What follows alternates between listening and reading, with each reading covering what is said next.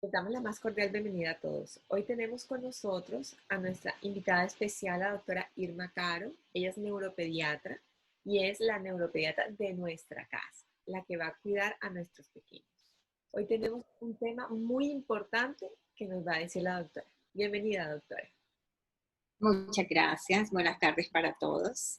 Qué rico estar contigo y compartir este rato y hablar de este tema que es tan apasionante y angustiante a la vez, porque hablar de convulsión es algo que para la familia, imagínate, ocasiona una gran angustia. Entonces, bueno, poder aclarar algunas dudas. Cuéntenos, ¿qué es una convulsión?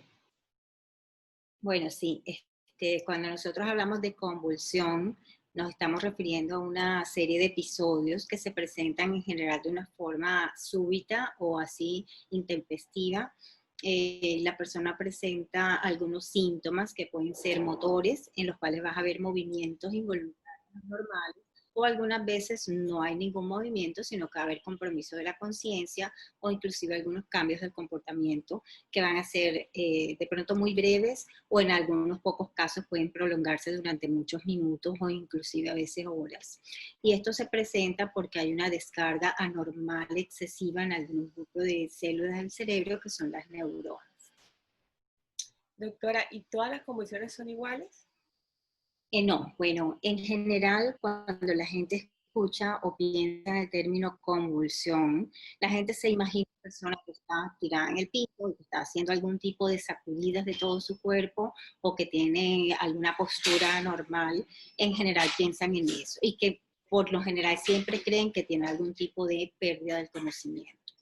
Sin embargo, existen diferentes tipos de crisis y no siempre vamos a ver esa persona que se sacude, sino que algunas veces solamente vamos a ver que la persona se queda como ida, como desconectada, como que está en otro mundo y no contesta y no reacciona a los estímulos externos en la forma adecuada. Eso también la mayoría de la gente o médicos, inclusive cuando ven esos niñitos así que se quedan desconectaditos y no contestan, generalmente piensan que son las crisis de ausencias, que es otras de las crisis muy frecuentes. No siempre son ausencias, pueden haber crisis focales con pérdida del conocimiento que hacen que esos niñitos se queden como desconectados. Otras veces podemos tener esos movimientos o sacudidas, pero solamente en una partecita del cuerpo, que puede ser en la carita o puede ser solo el brazo, y eso también puede ser una convulsión. Otras veces, inclusive, pueden haber eventos más raros que la gente casi nunca llega a pensar que se trate de una convulsión, y es que hay solamente cambios bruscos del estado de ánimo. Por ejemplo, hay niños que sienten una sensación de pánico o temor inexplicable y inclusive ven la cara de susto o puede salir corriendo o hacer cosas raras o puede haber cambios cognitivos como de confusión, como de que no saben en dónde están, como que no reconoce a los papás. O sea, hay diferentes tipos de crisis epilépticas. Por eso nosotros inclusive ya no les llamamos tanto como convulsión, porque convulsión se refiere solamente a esa que la gente por lo general conoce, que es cuando hay esas sacudidas bruscas del cuerpo. Doctora, ¿y más o menos entre qué edades o quiénes son los que pueden tener este tipo de convulsiones o de epilepsias? Sí, yo creo que esto es importante porque nosotros siempre pensamos que convulsión, el que tiene una convulsión es la persona que tiene epilepsia y que en general hay familias con epilepsias y que no a todo el mundo le va a dar y creen que a mí jamás en la vida me puede dar una convulsión y no es así. Cualquier persona en algún momento de su vida puede llegar a una convulsión y en cualquier edad, inclusive desde el recién nacido hasta nuestros abuelitos de más de 60, 70 años pueden tener una crisis epiléptica. Es distinto tener una crisis, como yo te digo, uno puede tener una crisis porque se le sube la presión, porque se le bajó el azúcar, porque se deshidrató y los electrolitos están muy bajos, el niñito puede tener una crisis, inclusive por fiebre. Acuérdense que en los niños especialmente es muy frecuente que puedan hacer las famosas crisis febriles. Estos no son niños que tienen epilepsia, sino que tienen una predisposición genética y tienen una mayor posibilidad de desencadenar una crisis cuando la temperatura sube por encima de 37,5, inclusive a veces no es necesario que llegue hasta 38. Entonces, cualquier persona en algún momento de su vida puede tener algún factor que le ocasione una crisis epiléptica, ¿sí? ¿Esto se puede heredar sin que uno lo sepa? Sí, Cuando decimos si se puede heredar, ya estamos viendo por qué a uno le puede dar una crisis. Entonces, tú puedes tener una crisis precisamente porque no tengas nada alterado en tu cerebro, una lesión estructural, sino una predisposición genética. Y ahí ya estamos hablando pues de las epilepsias. Uno nace con esa predisposición, hay una predisposición familiar, casi siempre hay un antecedente, aunque a veces no lo hay, porque puede ser el primer caso en la familia. Entonces el hecho de que no haya antecedentes familiares no nos va a descartar que haya una base genética. Hay algunas epilepsias inclusive que aparecen a determinadas edades por una base genética, aparece a determinada edad, se cura a otra edad, y es solamente durante ese tiempo que el niño de pronto tiene que recibir un tratamiento. Tienen características muy particulares y sí. Entonces hay diferentes tipos de epilepsias que pueden ser hereditarias y hay otras muchas causas. Cuando nosotros hablamos de crisis, o sea, una cosa es decir, tuve una crisis epiléptica y otra cosa es decir, tengo epilepsia. Yo puedo tener una crisis porque en el momento tengo algo que está afectando mi organismo, sea en la parte sistémica, o sea, a nivel cerebral.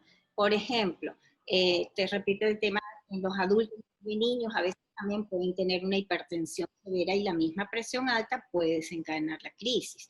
Un traumatismo de cráneo severo que haga que sangren, que tenga una inflamación, en la misma contusión durante el traumatismo puede acompañarse o manifestarse con una crisis epiléptica. Un niño que tiene un cisticerco, por ejemplo, una inflamación, algo, una meningitis, encefalitis, puede convulsionar por eso. Una vez que supera el evento agudo, puede ser que se retire totalmente y no vuelva a convulsionar. Eso fue una crisis sintomática de eso que le pasó, ¿sí? Otra cosa que puede pasar es que si fue algo suficientemente serio como para dejar una condición ya persistente en ese cerebro, como puede ocurrir en las encefalitis o como puede ocurrir en el cisticerco, que a veces desaparece pero deja una cicatriz, o sea, muere el cisticerco pero queda una cicatriz. Entonces ya ahí va a quedar una condición permanente que puede hacer que esa persona sí vuelva a convulsionar y siga convulsionando y ya eso se llame una epilepsia. Entonces la diferencia es que la epilepsia es cuando uno tiene crisis repetitivas, o sea, ya son varias crisis, más de una, por lo menos dos crisis de causa neurológica, o sea, no que un hipoglicémico, un paciente diabético, por ejemplo, casi hipoglicemias, ese niño cada vez que haga una hipoglicemia severa puede convulsionar y no necesariamente tiene una epilepsia, ¿sí?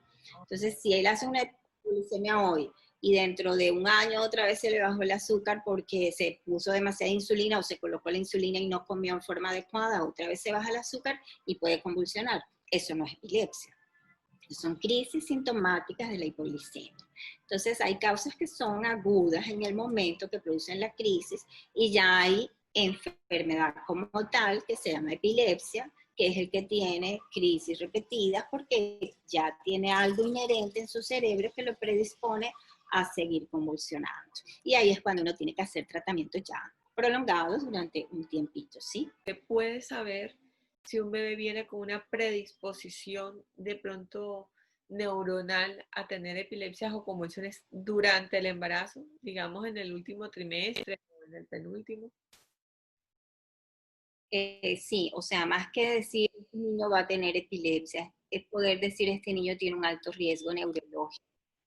Los riesgos neurológicos son esos, o retrasos en el desarrollo, o las epilepsias, las convulsiones. Entonces, un niño que en el control prenatal se ve que tenga algún tipo de malformación en su cerebrito, o sea, alguna zona que no se haya formado bien, o que hay problemas en la formación de la corteza, a veces hay como agujeritos que no, o los niños que tienen las infecciones intrauterinas como la rubiola, toxoplasmosis, el Zika, que afecta mucho al cerebro. Si ya yo detecto que hay algunas lesiones en ese cerebro, o la cabecita muy pequeña o cosas como esas, hay un alto chance de que ese niño más adelante, después del nacimiento, pueda tener estas consecuencias, que tenga problemas de desarrollo o que tenga problemas de convulsiones o epilepsias, ¿sí?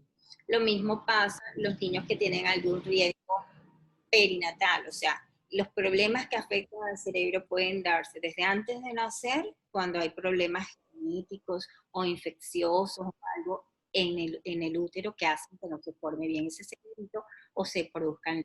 En el momento del nacimiento, cuando haya algo que afecta ese momento del nacimiento, del parto, que el niño no llora enseguida, que le faltó oxígeno, que a la mamá se le subió mucho la presión, que fue prematuro, que tuvo muchas complicaciones y por eso tuvo que estar en UCI, porque no respiró bien, porque esos niños también son niños de alto riesgo, porque ese es un cerebrito apenas en formación. Cuando se les enreda el cordón umbilical cuando están naciendo en partos naturales, generalmente a veces pasa que se suprime unos minutos el oxígeno.